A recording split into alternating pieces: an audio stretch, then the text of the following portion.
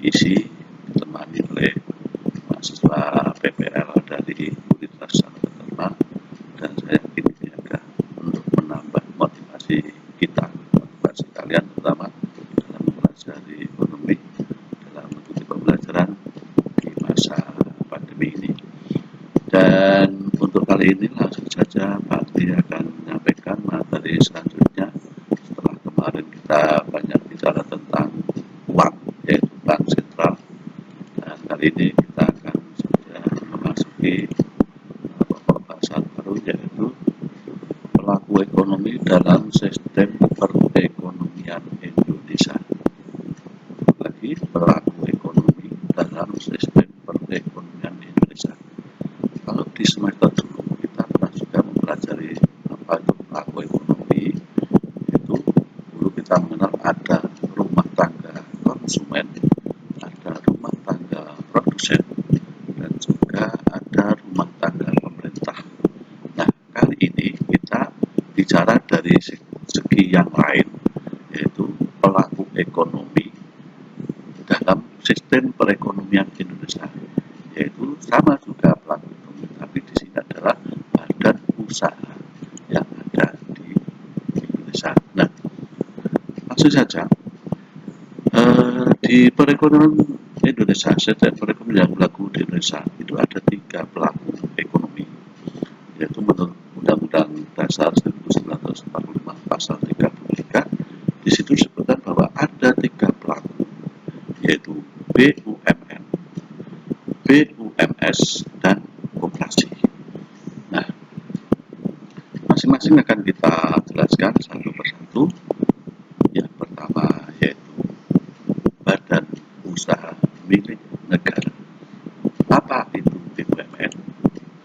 BUMN adalah badan usaha yang seluruhnya atau sebagian besar modalnya dimiliki oleh negara melalui penyertaan secara langsung yang berasal dari kekayaan negara yang dipisahkan. Peranan BUMN: 1. Menyediakan lapangan kerja atau pekerjaan bagi masyarakat sehingga mengurangi jumlah pengangguran. Yang kedua, memberikan pengarah serta bantuan untuk para pengusaha golongan ekonomi lemah, baik untuk koperasi maupun UKM. Kemudian yang ketiga, memberikan sumbangan untuk mempercepat pertumbuhan ekonomi secara nasional. Yang keempat, menjadi perintis usaha yang belum dilaksanakan oleh koperasi dan pihak swasta, seperti menyediakan kebutuhan masyarakat dengan barang dan jasa yang bermutu serta memadai. Dan yang kelima, pemerintah dapat melayani masyarakat secara maksimal dengan adanya BUMN ini. Dan saya sampaikan juga namaku, di antara ketiga bentuk BUMN ini memang ketiga bentuk badan usaha yang ada di Indonesia saat ini yang paling besar peranannya itu adalah BUMN. Maksudnya peranannya. Nah, sekarang lebih jauh lagi bentuk-bentuk BUMN. Nah, sekarang sekalian sambil kalian berpengen. Yang pertama, perusahaan perseroan atau persero, maksudnya adalah BUMN yang berbentuk perseroan, yaitu perusahaan perseroan adalah BUMN yang berbentuk perseroan karena keterbatasan modal yang dimiliki pemerintah, maka dijual sahamnya kepada swasta. Tujuan pendiriannya adalah 1. Menyediakan barang atau jasa yang bermutu dan berdaya saing kuat. Kemudian mengejar keuntungan guna meningkatkan nilai perusahaan. Kemudian ciri-ciri perseroan ada sebagai berikut. 1. Pendirian atas usaha menteri kepada presiden.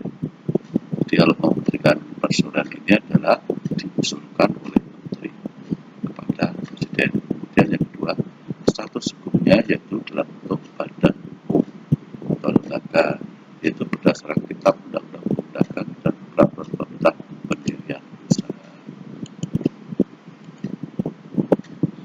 Kemudian hubungan organisasi dengan pemerintah yaitu diri sendiri sebagai organisasi yang dicapai.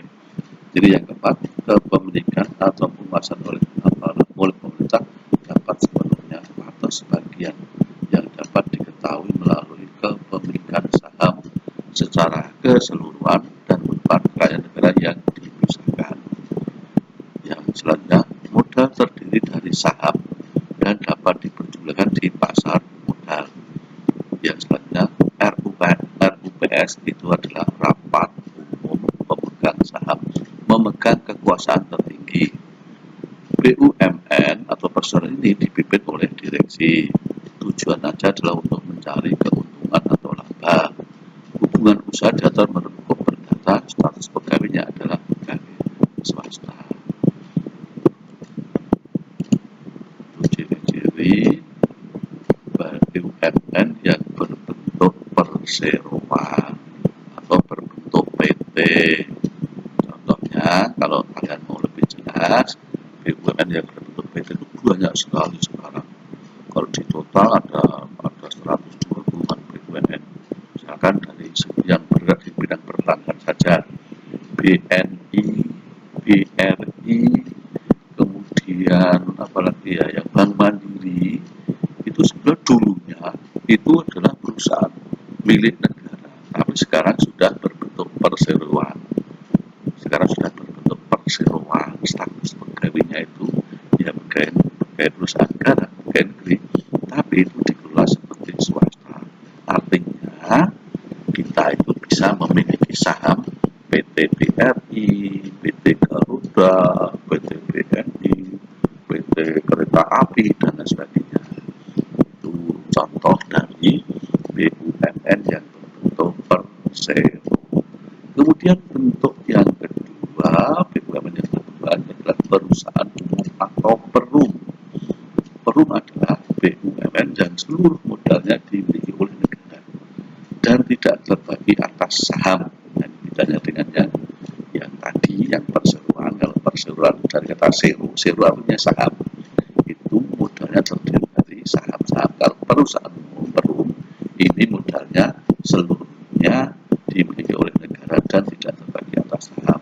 Yang tujuannya adalah memanfaatkan umum berupa penyediaan barang atau jasa yang bermutu dan sebagai dari keuntungan yang berdasar prinsip pengelolaan perusahaan. Ciri-ciri umum atau ciri-ciri perusahaan umum: 1. Penerbit hukum diusulkan oleh Menteri kepada Presiden. 2. Statusnya adalah suatu badan hukum berbentuk perusahaan negara, yaitu Undang-Undang Dasarnya Undang-Undang Nomor 19 Peraturan Pemerintah tahun 19 Peraturan Pemerintah tentang Berusaha. Kemudian ciri yang ketiga, modal seluruhnya dimiliki oleh negara dan kekayaan negara yang dipisahkan dari APBN. Jadi yang kelima, dapat melakukan penyertaan modal dalam badan usaha lain dan dapat memperoleh kredit dari dalam dan luar negeri atau dari masyarakat dalam bentuk obligasi. Dipimpin oleh direksi. Usahanya melayani kepentingan umum, dapat menuntut dan dituntut. Pegawainya diatur sendiri, diatur ketentuan yang berlaku bagi pegawai negeri atau persero. Oke. Nah, ini bentuk BUMN yang ketiga. Ini yang sudah jarang-jarang ada, yaitu perusahaan jawatan atau sering disingkat dengan perjan. Kalau zaman dulu yang terkenal itu adalah PJKA, perusahaan jabatan kereta api. Tapi sekarang PJKA perjan itu PJKA itu sudah berubah namanya menjadi PT KAI. Jadi kalau dulu namanya perusahaan jawatan kereta api, sekarang namanya perusahaan terbatas kereta api Indonesia. Oke, lanjut. Pengertian perusahaan atau perjan adalah BUMN yang seluruh modalnya termasuk dalam anggaran belanja negara yang menjadi hak departemen yang bersangkutan. Tujuan perdana adalah melayani kepentingan masyarakat dan ciri-ciri antara lain: 1. Melayani kepentingan masyarakat tanpa melepaskan syarat efisiensi, efektivitas, dan ekonomis. Yang kedua, permodalan dan negara yang menjadi hak dari teman-teman yang bersangkutan. Yang ketiga, dipimpin oleh kepala yang merupakan bagian dari suatu departemen. Yang keempat, berjalan memperoleh fasilitas negara. Yang kelima, kelebihan dan kelemahan BUMN.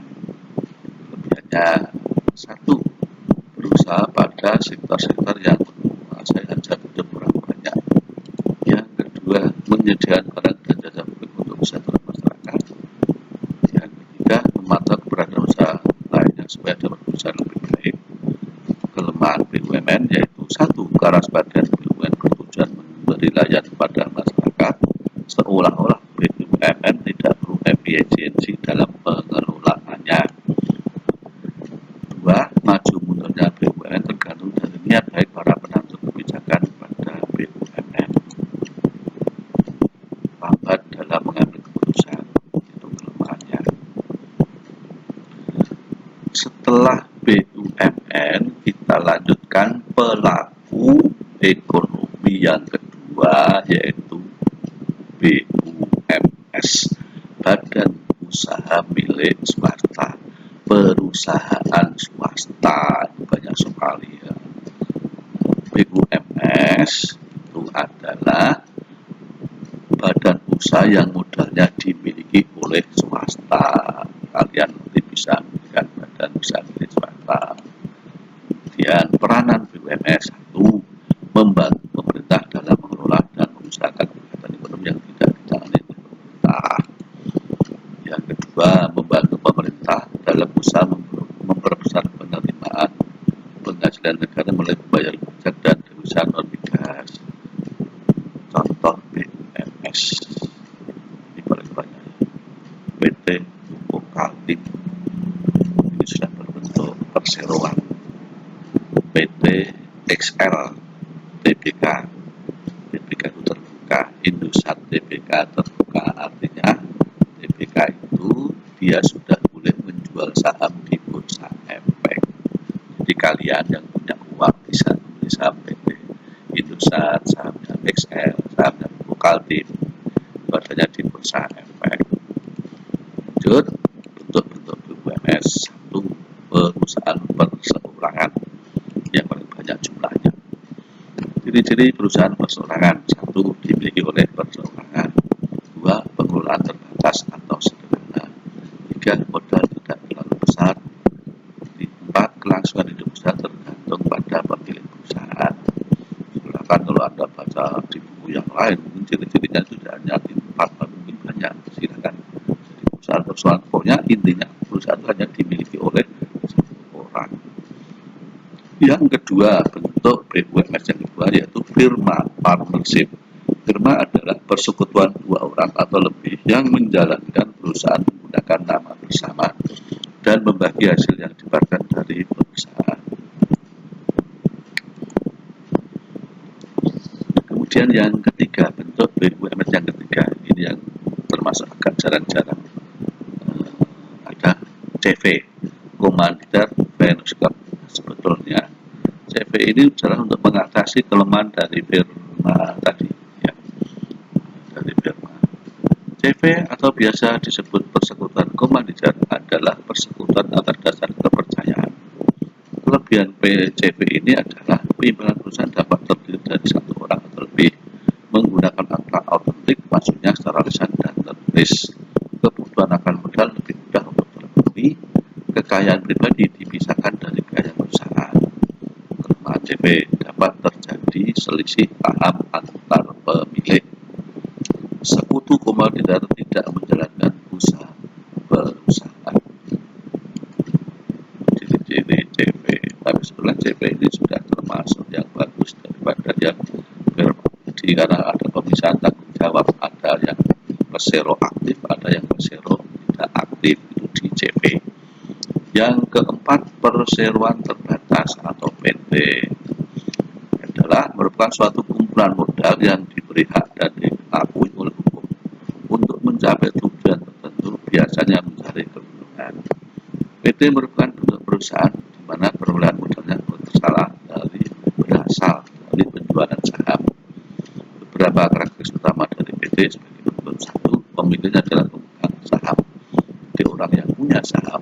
bisa disebut sebagai pemilik PT. Kekuasaan tertinggi berada pada keputusan rapat pemegang saham atau RUPS tadi. Yang ketiga, merupakan suatu perkumpulan modal. Jadi yang gabung itu adalah orang-orang yang punya modal. Ada yang setor 10 lembar, ada yang 100 lembar, dan lain sebagainya. Tergantung kemampuan orang.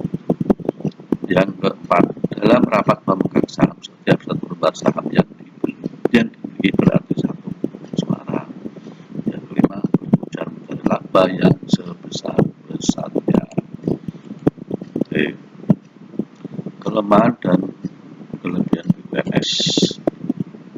Kelebihannya satu, cepat dalam mengambil keputusan, cepat mendapat modal, kemudian penyumbang pajak pada kas pemerintah, banyak menampung tenaga kerja, penyedia barang dan jasa. Itu kelebihan. Kelemahan PT, terlalu memberikan laba sehingga tidak sering memberikan keuntungan, ya seperti progres, sering kesulitan untuk mendapatkan pinjaman, sekarang baru gampang, sering terjadi salah silang pendapat antara manajemen perusahaan dengan serikat buruh. Oke, selanjutnya pelaku perekonomian yang ketiga yaitu koperasi. Kemudian koperasi itu apa? Koperasi adalah badan usaha yang beranggotakan orang seorang atau badan koperasi dengan mengagaskan kegiatan yang berdasarkan prinsip koperasi sekaligus sebagai gerakan ekonomi rakyat yang berdasar atas keluarga. Itu pengertiannya. Bagaimana peranan koperasi? Membantu meningkatkan penghasilan dan kemakmuran anggota khususnya dan masyarakat umumnya. Yang kedua, membantu pemerintah dalam menyediakan lapangan kerja. Yang ketiga, membantu meningkatkan kemampuan usaha baik perorangan maupun masyarakat. Selanjutnya, peranan koperasi membantu usaha meningkatkan taraf hidup masyarakat, menyelenggarakan kehidupan ekonomi secara demokratis, membantu pembangunan dan pengembangan potensi ekonomi anggota khususnya dan masyarakat umumnya, memperkokoh perekonomian sebagai dasar kekuatan dan ketahanan perekonomian nasional. Dan bentuk-bentuk koperasi itu koperasi simpan pinjam, kemudian koperasi produksi, kemudian koperasi konsumsi, dan lain sebagainya. Koperasi pemasaran, merupakan koperasi yang menjalankan fungsi distribusi barang atau jasa yang dihasilkan oleh anggotanya agar sampai di tangan konsumen. Di sini koperasi berperan sebagai pemilik dan pemasok barang atau jasa pada koperasi. Koperasi jasa merupakan koperasi yang mengelola usaha layanan jasa. Jenis-jenis koperasi adalah merupakan koperasi single purpose atau mengelola satu bidang usaha. Apabila suatu koperasi mengelola bidang usaha, maka koperasi tersebut disebut dengan jenis multi purpose. Contohnya KUD. Kelebihan dan kelemahan koperasi. Kelebihannya satu, menjadi pelaksana demokrasi ekonomi bagi masyarakat berpenghasilan rendah, memperhatikan pembangunan daerah lingkungan kerjanya, badan usaha yang sesuai dengan kepribadian bangsa Indonesia. Kelemahannya adalah banyak koperasi kekurangan modal dan sulit untuk mendapatkannya, banyak anggota koperasi yang kurang sadar tentang hak dan kewajibannya, kurangnya kemampuan pengurus sehingga memperlambat kemajuan koperasi. Dan yang terakhir saya sampaikan, untuk koperasi itu kalau menurut pasal 33 itu diharapkan koperasi itu menjadi pelaku utama. Kalau di situ dikatakan sebagai tiang penyangga utama, tapi dalam kenyataannya sekarang koperasi kalah bersaing, kalah berperan dengan BUMS maupun BUMN. Sekian dulu, terima kasih apa yang saya sampaikan ini. Mudah-mudahan ini membantu kalian, juga membantu sekalian untuk mempelajari ini. Dan Pak selalu menyarankan pelajarilah materi-materi ini dengan cara yang enjoy, jangan terpaksa. Insya Allah kalau kamu merasa enjoy, tidak terpaksa, maka akan bisa memberikan kemudahan dalam mempelajari materi-materi yang ada. Itu terima kasih. Assalamualaikum warahmatullahi wabarakatuh.